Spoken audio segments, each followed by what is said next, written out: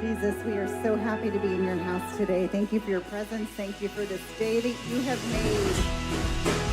We know that you are here with us today, God, as we worship you. Church, let's stand to our feet.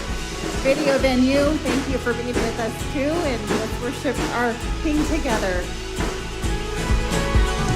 This is the day you made, so I'll rejoice and be glad, rejoice and be glad in it.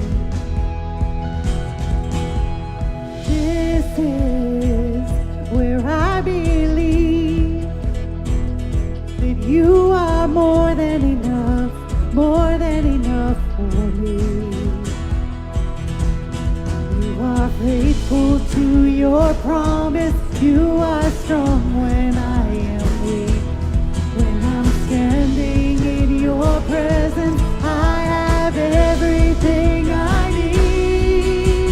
The joy of the Lord is my strength. The joy of the Lord is my strength. Oh, my soul, bless his name. All that is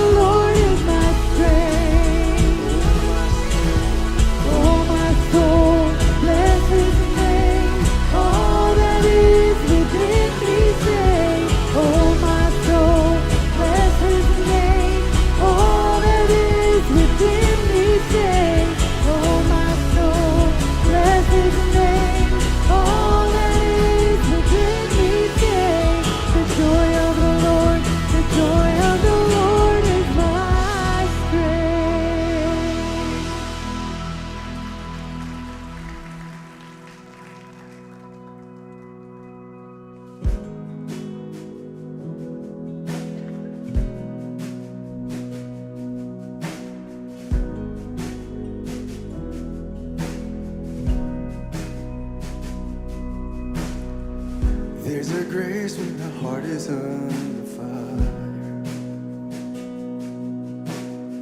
Another way when the walls are closing in. And when I look at the space between where I used to be and this reckoning, I know I will never be alone. There was another in the fire, standing next to me. There was another in the waters, holding back the seas. Should I ever need reminding of how I've been set free? There is a cross that bears the burden, where another died for me. There is another in the fire.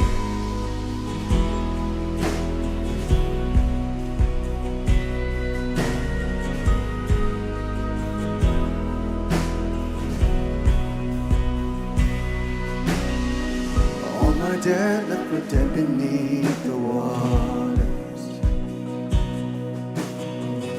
I'm no longer a slave to my sin anymore. Should I fall in the space between what remains of me and this reckoning?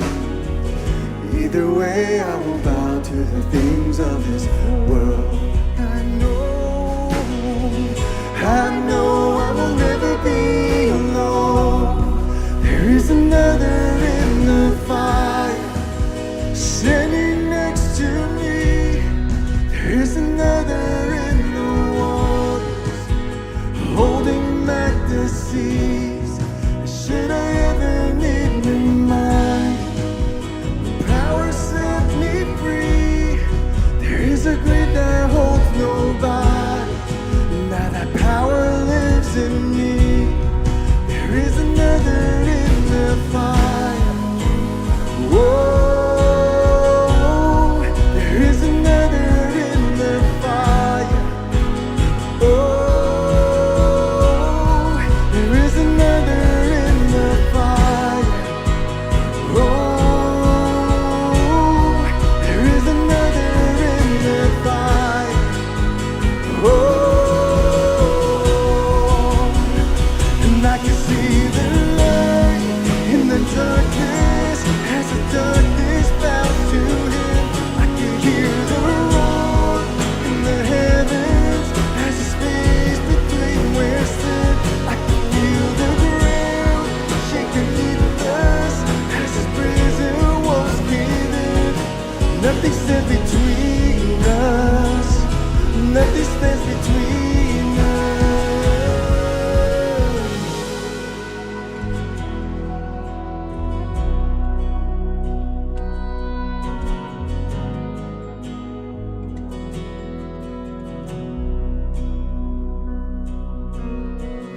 There is no other name but the name that is Jesus. He who was and still is and will be through it all. Come what may in the space between all the things unseen and this reckoning, I know I will never be alone. I know I will never be alone. There'll be another in the fire, standing next to me. There'll be another in the waters, holding back the seas. Should I ever need reminding, how good you've been to me? I count the joy come every battle, 'cause I know that's where you'll be. There's another in the fire. Oh, there's another in the fire. Oh.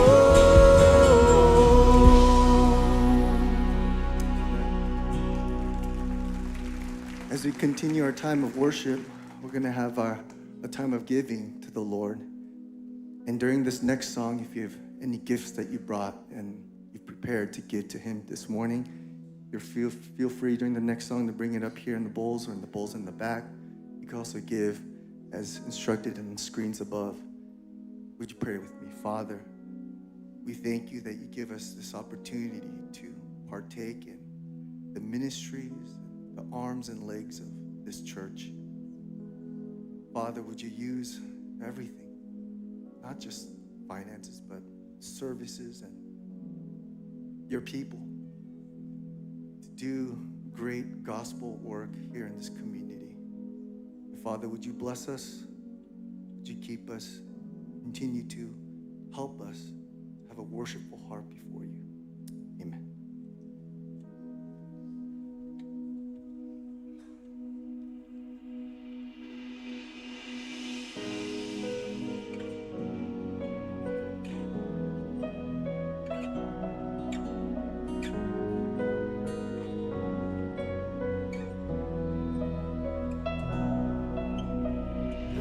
The Lord is my shepherd, and he is everything I need. So I will not worry, I will not fear the enemy. He said that he loves me, he said that he's with me even though I walk through the valley of shadow and death, and still I know he has good plans.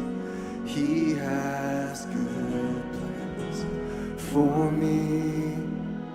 So I will take heart in deserts and gardens.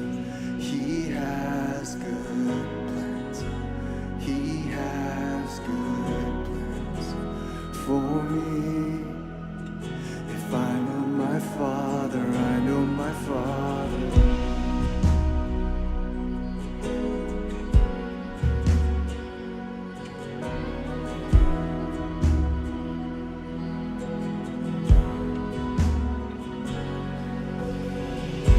The Lord is my Savior, so why should I doubt my victory?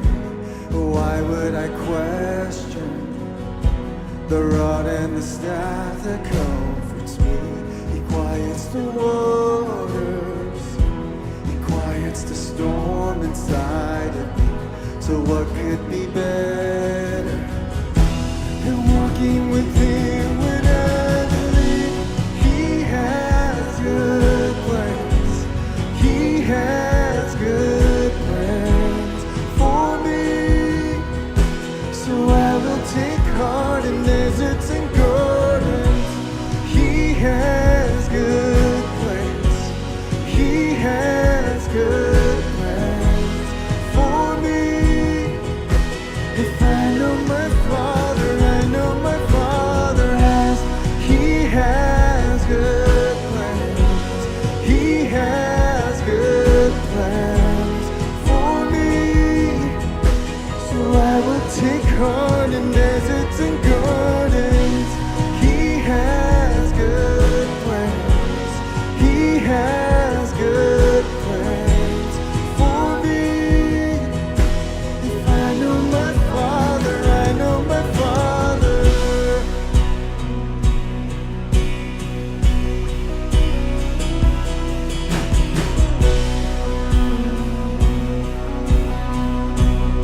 Sing goodness. Surely your goodness, mercy will follow after me. So fear will not find me, 'cause I'll be dwelling in the house of God. Surely mercy will follow after me. So fear will not find me, 'cause I'll be dwelling in the house of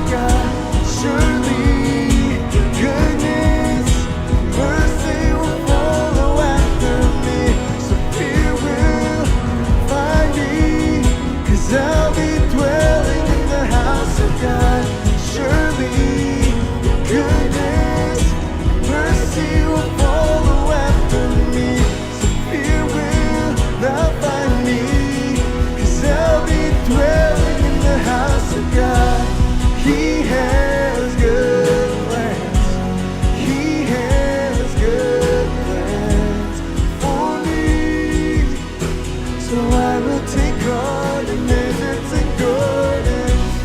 He has good plans. He has good plans for me.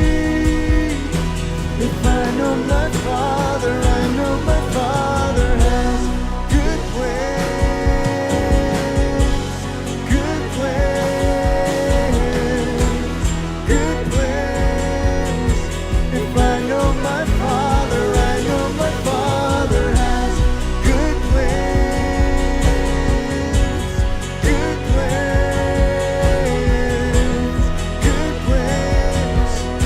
If I know my Father, I know my Father has good plans.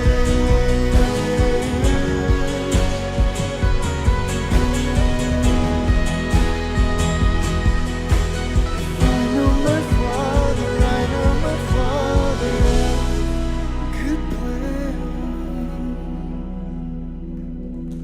All right. You may be seated. Good morning, everybody. My name is Brad. I'm one of the pastors here at Copper Hills. I'm so glad to welcome you.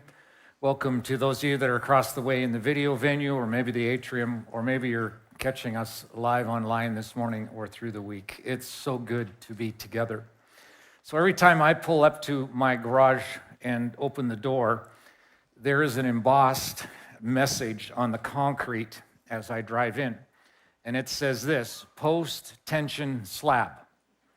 You know what that is? So I'll tell you if you don't. When my home was being constructed, because it's not built on bedrock or virgin soil, it's built up. The chances are that that slab could crack. And so what the general contractor does is he puts a grid of reinforcing steel in the concrete. And then he puts high tension on those reinforcing rods, pours the concrete, lets it set up, and then he takes the tension off of it. Here's why. Because under tension, that slab won't crack or heave because of those invisible, I believe they're there, those invisible bars in the slab. So why do I tell you that? Well, 29 years ago, when we began Copper Hills, we put some reinforcing bars in the foundation of what we felt Jesus wanted us to build. And for us, those reinforcing bars are prayer.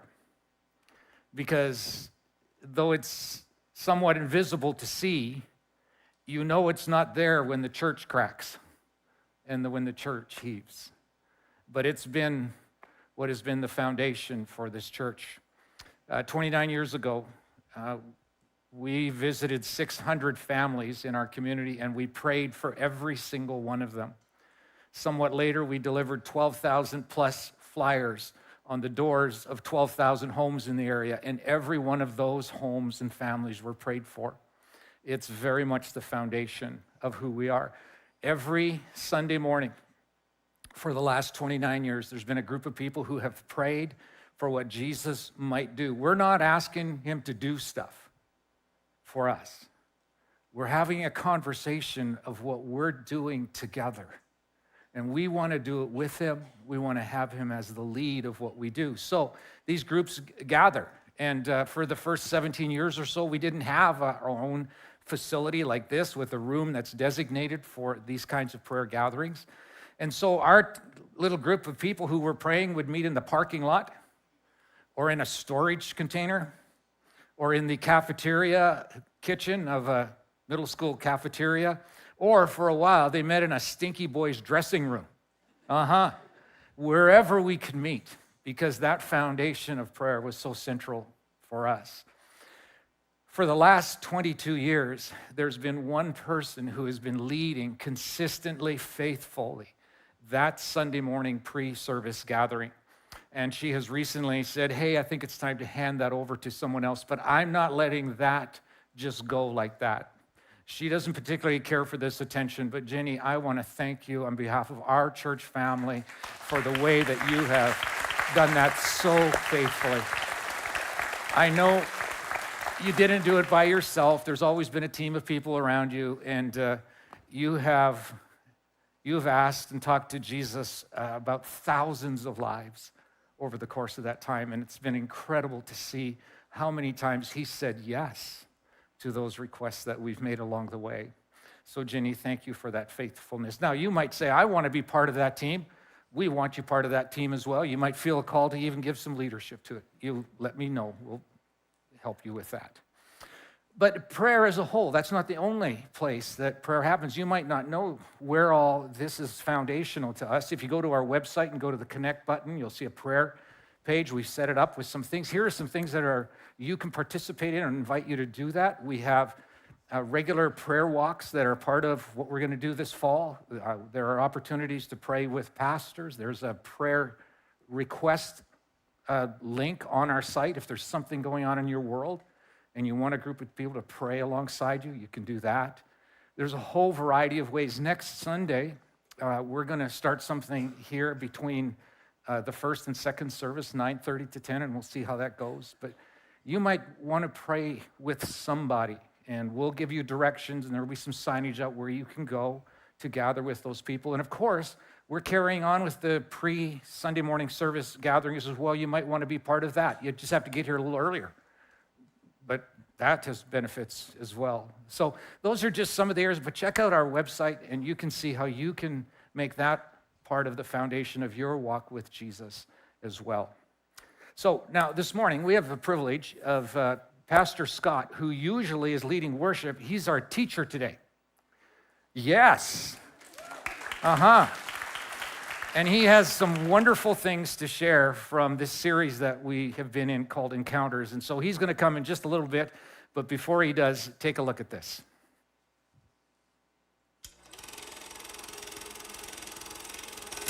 Good morning. Good morning. How are you guys? What if you could take a moment to stop, to bow, to worship, and simply be with Jesus? Proskuneo, a dedicated time to encounter Jesus because we believe that the more we are with him, the more we become like him. Now you can experience Proskuneo wherever you are. Coming August 31st to Spotify and YouTube. This is Proskuneo. Well, we are so excited for Proskuneo and just hope and pray that it is such an awesome addition to your worship times with Jesus. I'll talk about it a little bit more later in my message today, but good morning. My name is Scott. I'm the worship pastor here, as Brad shared, and this will be interesting because normally they give me about 2 minutes of talking time, and then the reverb comes on, and I have to sing. So, really, really appreciate the opportunity to share with you guys today. Now, in 2024, I would have an encounter that would shake me. And this is the first time I'm sharing this with a group of people, so thanks for hanging in there with me. My family and I, we love doing road trips. We love going to national parks, and so we were on one of those trips. Yosemite, we were seeing sequoias and redwoods as well. And we were, on a certain leg of the trip, we were going through Sacramento, California, and needed to get some gas. So we pull off the freeway, find the nearest gas station, and my wife, Amy, says, Scott, this is a pretty rough area. Like, we need to make it quick. And I agree. This was not Kansas anymore, Toto. And so I'm moving as quick as I can. Man, you know this. When your wife tells you to hurry, like, you better listen. And so I'm doing everything I possibly can. And then, wouldn't you know, but another car pulls up to me, a pump pretty close by, and the music is so loud coming from the car that you can literally feel the bass, like, in your bones. And I'm like, man, once again, got to get going, got to get out of here. And so I hustle up, get in the car, turn on the ignition, start to pull away. Then I hear 3 honks, honk, honk, honk, and then somebody yelling. I look at Amy, I'm like, yeah, we are out of here. And then it happened. Boom. I was driving away with the gas pump still attached to my car. That was a first and hopefully a last encounter with that. Anyone else ever done that before? A couple of us. Everyone else, you're liars. But we're going to be taking a look at a series, as Brad said, called Encounters. So we're in week 2 of it, and last week Matt Paddock kicked us off, and he defined what an encounter is. This is what an encounter is. An encounter with God is a moment in which God becomes personally real to us in a way that leads to a response. Our encounter today we're going to be looking at involves 2 sisters, Mary and Martha, and their experience with Jesus. It comes in Luke chapter 10. This is what it says. As Jesus and his disciples were on their way, he came to a village where a woman named Martha opened her home to him. She had a sister called Mary who sat at the Lord's feet listening to what he said, but Martha was distracted by all the preparations that had to be made. She came to him and asked, Lord, don't you care that my sister has left me to do the work by myself? Tell her to help me. Martha, Martha, the Lord answered, you were worried and upset about many things, but few things are needed, or indeed, only one. So we have these 2 sisters. It's in Martha's home. She's welcomed Jesus. Now, Mary, her sister, is simply sitting at Jesus' feet, listening, learning, bringing all of who she is to him. And then the other sister, Martha, is busying herself with all the preparations that had to be made. Jesus says of Mary that she chose the better thing, or the better part. And today I want to unpack that a little bit and figure out what that means. Ultimately, if there was one thing that I'd want you to take away from today's message, it would be this. Before doing for Jesus, be with Jesus. Now, in 1996, I would have an encounter with God, and this one is not intended to be funny. But I was 17, and I had grown up going to church all my life. My parents were on worship teams. They were elders as well in churches, and so I have a lot of memories of church, but I never really made Jesus my own. I never really had a faith of my own. And so when I got into high school, I began to make choices and live in such a way that did not reflect that of someone who was living for Jesus. And I think if I'm honest, I was lost. And I was looking for purpose and hope and missing what was right in front of me. Thankfully, my parents knew what was going on, and they decided to make a change. We were living in Southern California at the time, and they would move us from a rather large church to a very small one, just a couple hundred members, and the youth group was just about 20 kids.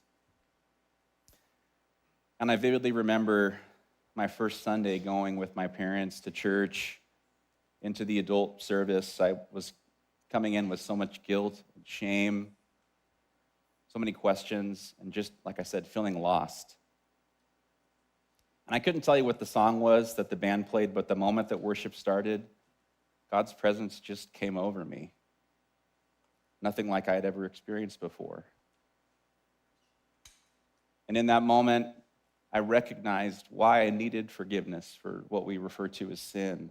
And I would commit myself to following Jesus. And I really believe in that moment, Jesus would call me into ministry, specifically to become a worship leader.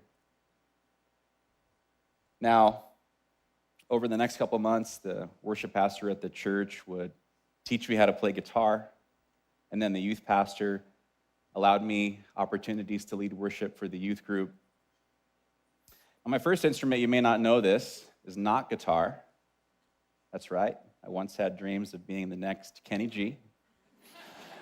But my first instrument was saxophone, and I would get to sometimes be a part of the youth band and play my saxophone and write parts to songs. If you've been around the church for a while, you might remember some of these, but Shout to the Lord, Lord, I lift your name on high, Arms of Love, just to name a few. But I'm so grateful for that encounter where God would just change my future when I had that encounter with him. And that was at 17, and I've been able to lead worship for about 30 years ever since then. Now, I had another encounter with God several years later in 2016. almost 20 years later.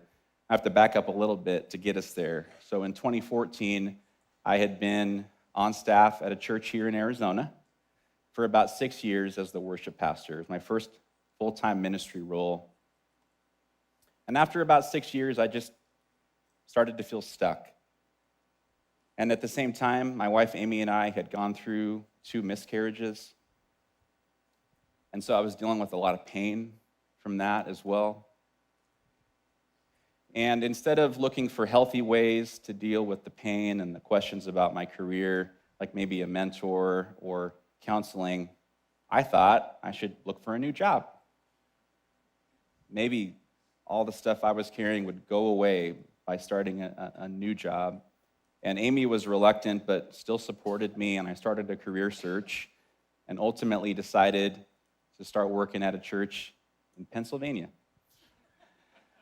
And so I remember on March of 2014, we packed up our car, leaving sunny Arizona in sandals and shorts, and would drive about a week and end up in the cold Northeast.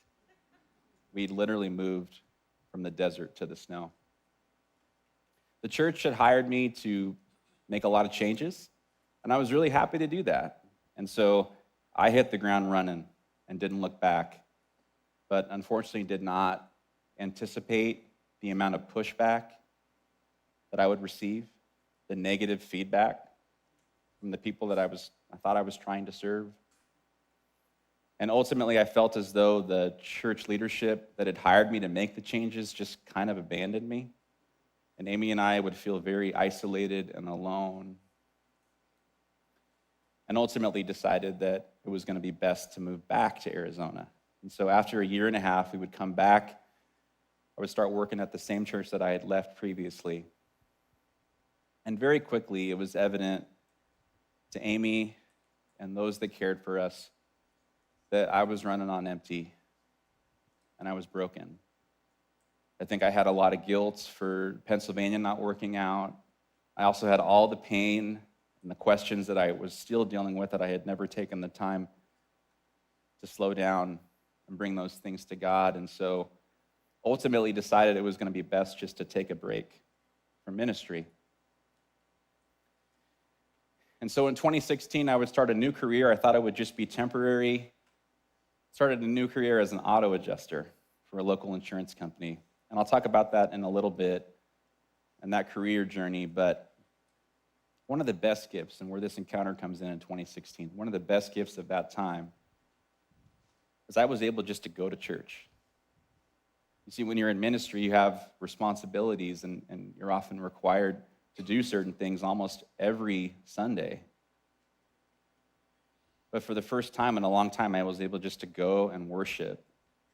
And the first time that happened, I remember we had taken communion, and then the band was singing a song about surrendering to God. And it was almost the same moment when I was 17. Here I was almost 20 years older, and God's presence just once again fell on me.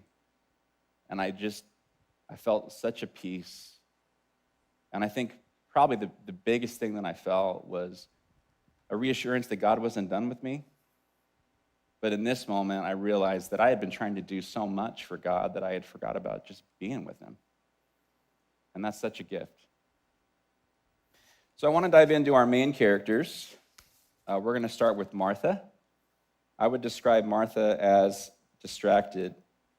Doing for Jesus can distract us from being with Jesus. I do want to give Martha some credit. What she was doing, being hospitable, serving Jesus and his disciples, was not outrageous. It's actually what would have been expected from her. That's what culture would have wanted from her and expected. I had an opportunity recently to learn from someone from Israel that talked about memories of his mom in Israel just welcoming strangers off the street and then treating them like they're royalty. Like, that's what you do. And that's what of course, would have been expected in Jesus' time. But that's the thing about Jesus, is in his kingdom, everything is often upside down. And what culture expects of us, what culture expected of Martha and Mary, in this case, Jesus was asking and looking for something different. Now, we do know that Martha was distracted. Luke, he's the author of our text, verse 40, Martha was distracted by all the preparations that had to be made. And then Jesus said to her, you were worried and upset about many things. Now, the Greek word for distracted is perisapato, and it literally means to be dragged around or pulled away. And yes, I think that Jesus is talking about in the moment in the home that, hey, Martha, you're being dragged away right now. You're being pulled away by everything that you think that you need to be doing. But I also wonder if maybe he's identifying just a way in general that she's living. And I don't know about you, but I could relate to that. Like Martha, it's easy to have Jesus in our sights, in her case, in the next room, but to have Jesus kind of at a safe distance and almost like we want him to see what we're doing for him, but we would never really dare slow down enough and get close enough to him that we'd actually have to reveal some things about ourselves or listen to what he might ask of us.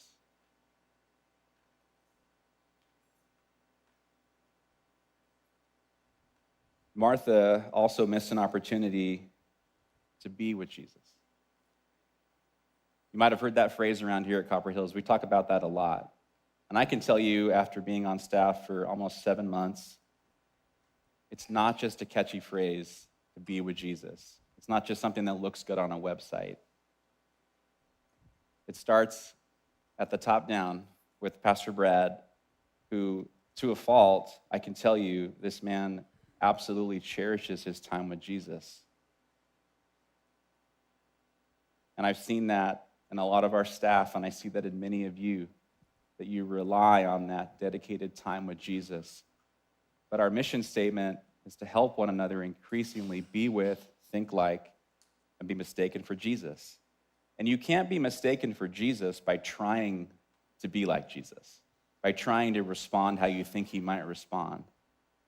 No.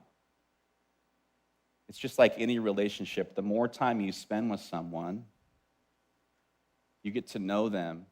You get to know their values and their character, and you naturally would respond like Jesus. And that's how you become mistaken for Jesus. So maybe we could learn from Martha's miss, and in times where we find ourselves busy and caught up in the wrong things, maybe if someone taps on our shoulder, a close friend, or maybe even Jesus himself is tugging on our hearts, can we pivot? Can we change? Can we be with Jesus? And we're not finished with Martha's story. We'll pick up a little bit later, but I want to jump into Mary. I would describe Mary as devoted. Being with Jesus comes before doing for Jesus. Dallas Willard, he's a well-known Christian author, pastor, theologian. He said, a disciple is someone who systematically and progressively rearranges his affairs to become Christ-like. In other words, discipleship or apprenticeship isn't squeezing Jesus into our schedule, it's reorganizing life around him. And Mary knew what was expected of her. She knew what culture would have expected of her. But she had Jesus in her home, and she couldn't help but sit at his feet. We also know that Mary listened instead of speaking. Martha is literally telling Jesus what he should do, telling Jesus what her sister should do. And I don't know about you, I know I can often find myself, even in praying, telling God how he should answer my prayers. But what if we were just to sit and just to simply listen to our Creator, the one who knows us, who cares for us more than we know, just to rest in his presence and to listen? Finally, we know that Mary chose the better part. Some translations say the good portion. And throughout the Psalms, God himself he's called our portion. Psalm 73:26, God is the strength of my heart and my portion forever. Psalm 16:5, the Lord is my chosen portion. Now, I think we'd be remiss if we didn't look at Jesus' example. I would describe Jesus as dependent. Being with the Father fuels what we do for others. Now, you might say, well, I thought Jesus came to serve. And he did. He said that about himself. He came to serve, not to be served. But he also knew that his time with the Father was so much more critical than anything else, and he had to start there. Mark 1:35, very early in the morning, Jesus got up, left the house, and went off to a solitary place where he prayed.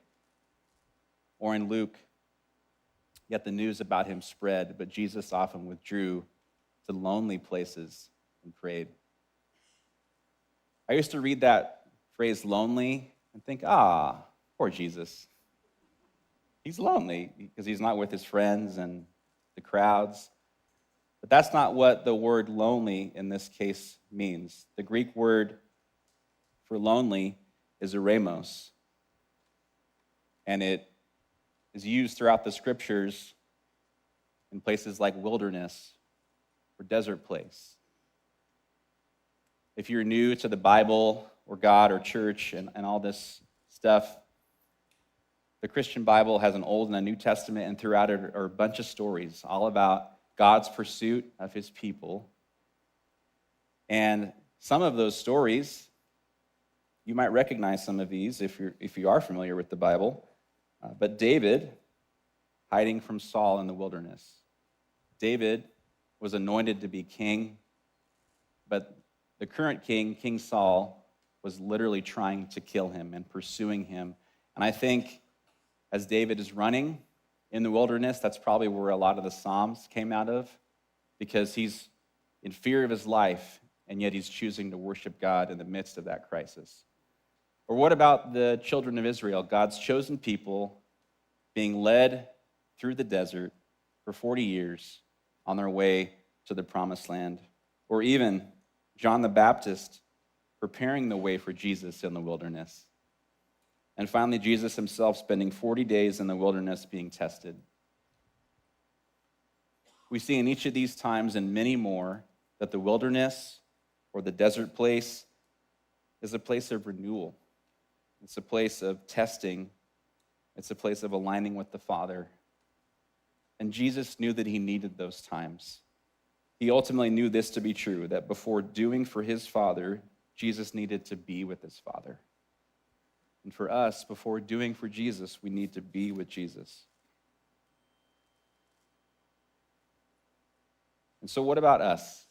The opportunity for us, I would say, is make room.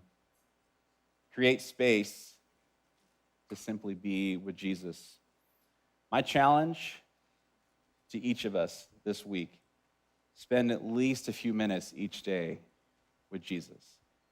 And don't be consumed with what you want to do for him, but simply be with him. And maybe those few minutes will grow into 15, 20, 30, and then maybe even hours eventually, because you'll realize how much you need that time and long for that time to be with him. Like the word eremos, think about it this way: erase most, like Jesus. Get rid of everything, all distractions you possibly can. Put your phone away, turn off notifications, wake up early, because you know if you have young kids, they're going to be coming at you the moment that you awake. So get up early, whatever you got to do to be intentional about that. A couple ways that you could spend that time. One opportunity is actually happening right back here. A week from today, we have a worship night on August 30th at 5:30 p.m., and I encourage you to come out for that and just spend an hour with Jesus and with your church family. Another opportunity, I don't know if you guys know this, but we actually have a spiritual formations team. Two awesome guys, Dave and Matt Sapp, and their core purpose is just to help you grow in things like fasting and solitude, the spiritual practices. And so I encourage you to scan the QR code or go to this website to get more information. But the whole intent is to be able to take those things and apply them to your worship times with Jesus. The last thing I'll share, you've heard a lot about this already, but Proskuneo is starting in about a week from Monday. And episodes are going to come out every Monday and Friday. If you want to text the word podcast to that number, you can get updates. And every time an episode drops, you'll get a text. But what this is, so proskuneo is the Greek word for worship. And what we've done is some of our volunteers and our staff have carved out some time. And the episodes are about 15 to 20 minutes. And they're centered around a worship song. And within that, of course, we worship to it. And then there's also a short devotional by someone. And there's one coming up in a couple of weeks featuring Pastor Brad. And it's actually about the song Make Room.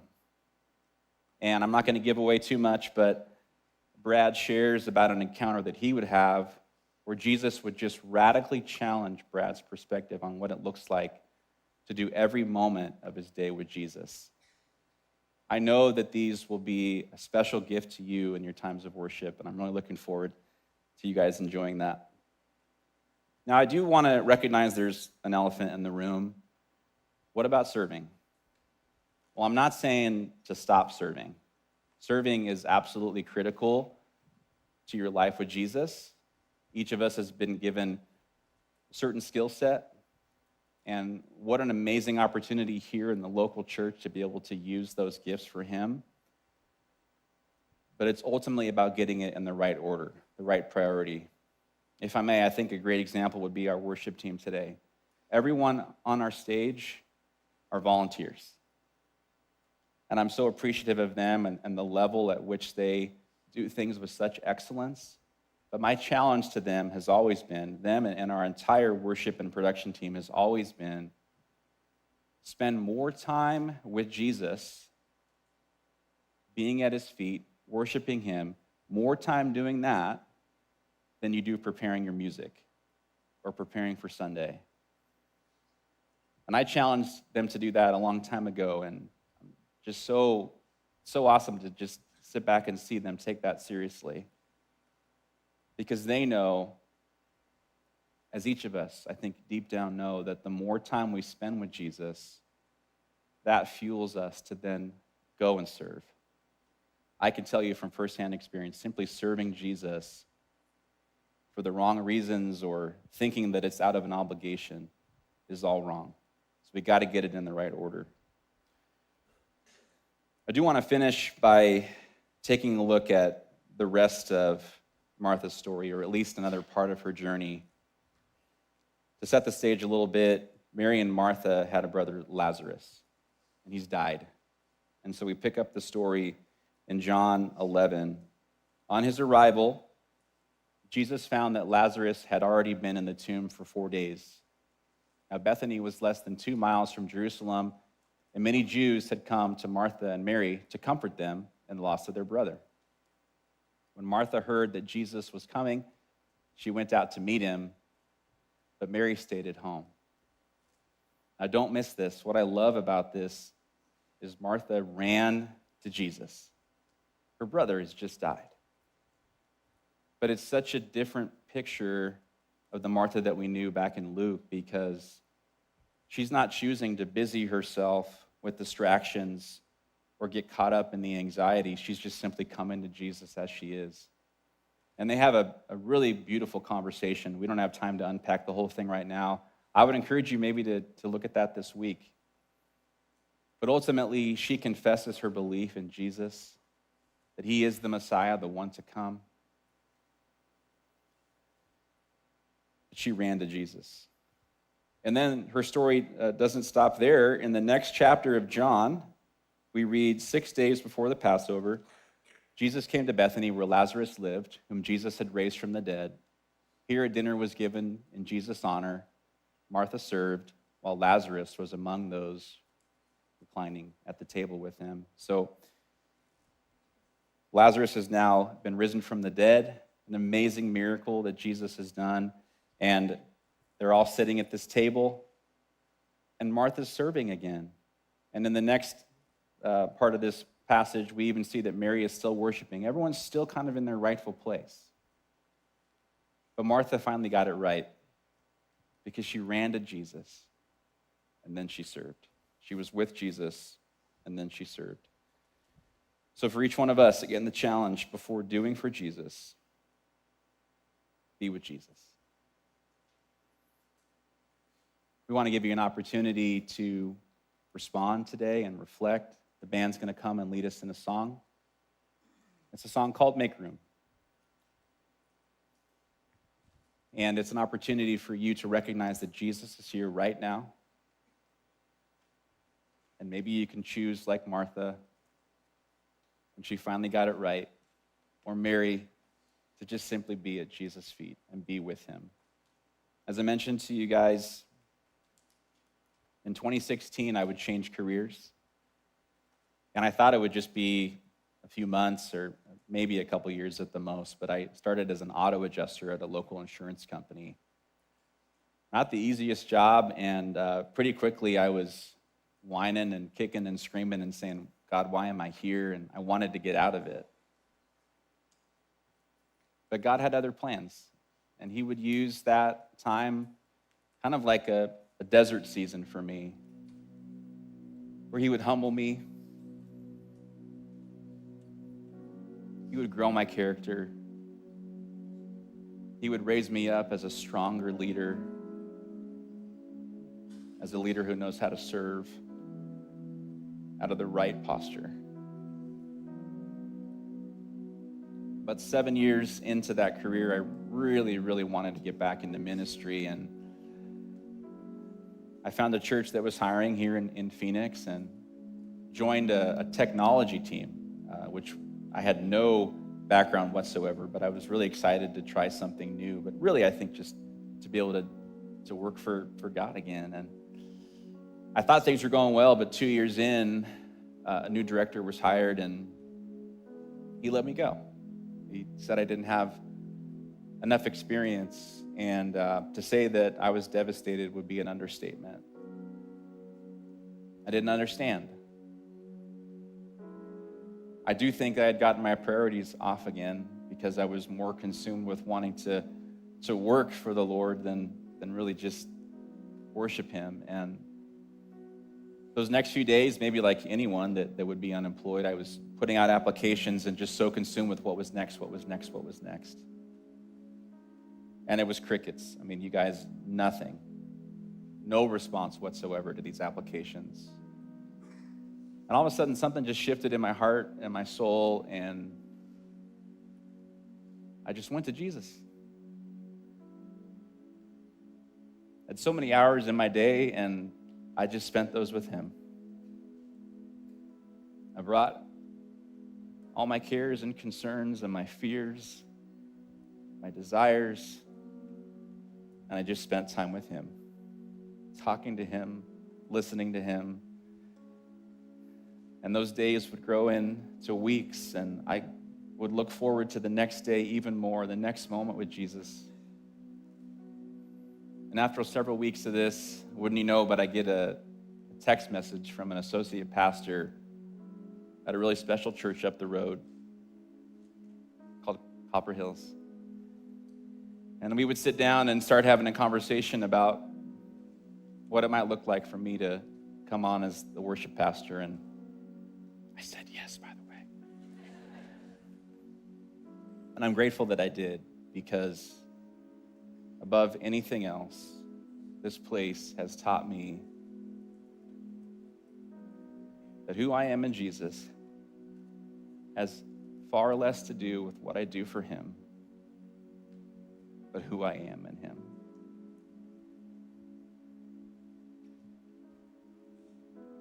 Jesus is here right now. And I don't know if you've been running from him, trying to prove your worth to him. I don't know if you're carrying guilt and shame for choices you've been making.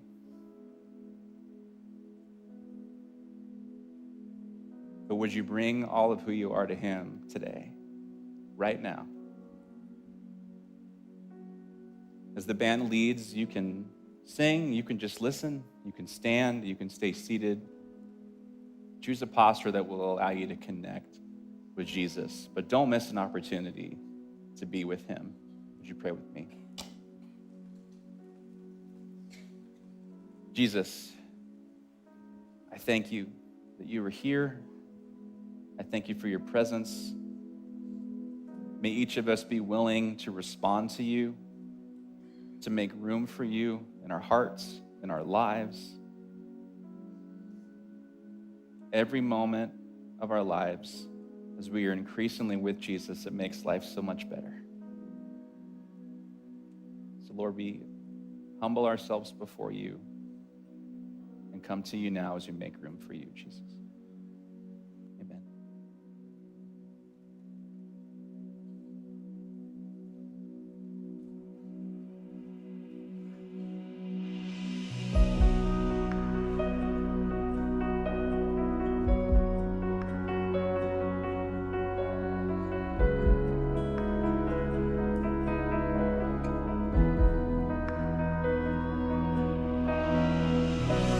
Here is where I lay it down. Every burden, every crown. This is my surrender. This is my surrender. Here is where I lay it down. Every lie and every doubt. This is my surrender. And I will make room for you to do whatever you want to do whatever you want to. And I will make room for you to do whatever you want to do whatever you want to.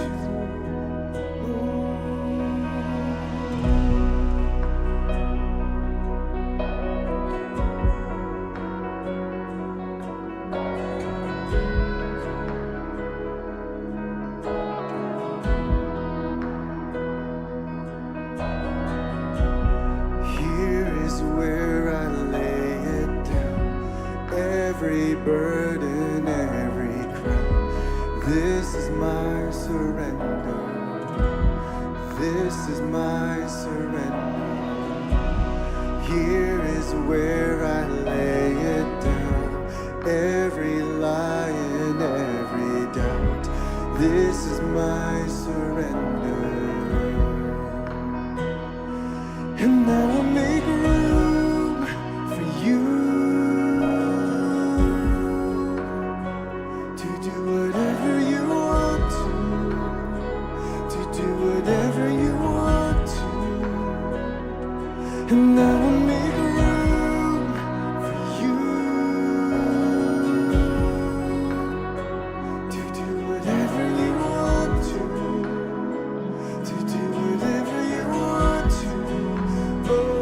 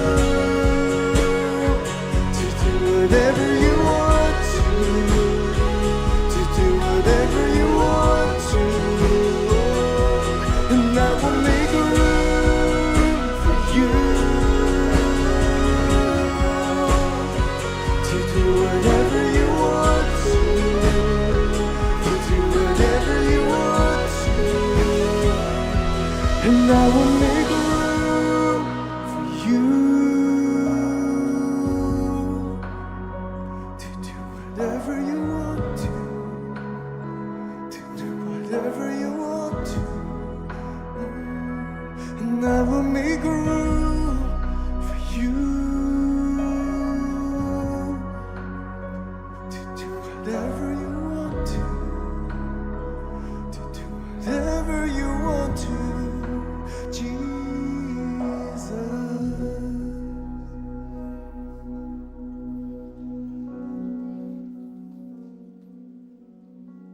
I hope and I pray that this is not just an encounter you have in this moment, but that you've had some conversations with Jesus and you're hungry to be able to take what you've experienced today and take that into your daily life. It has to be an intentional choice to make room for Jesus in your life. But when we do that, when we increasingly spend every moment of our day with Jesus, life is really, really good. As I shared earlier today, I want to invite you back to our worship night coming up on August 30th, right back here in this room at 5:30. There is childcare. We do want to let you know that space is limited, so make sure that you get here early. It's for up through 3rd grade, but 4th graders and above can come and worship here. We hope you guys have a great week. See you soon.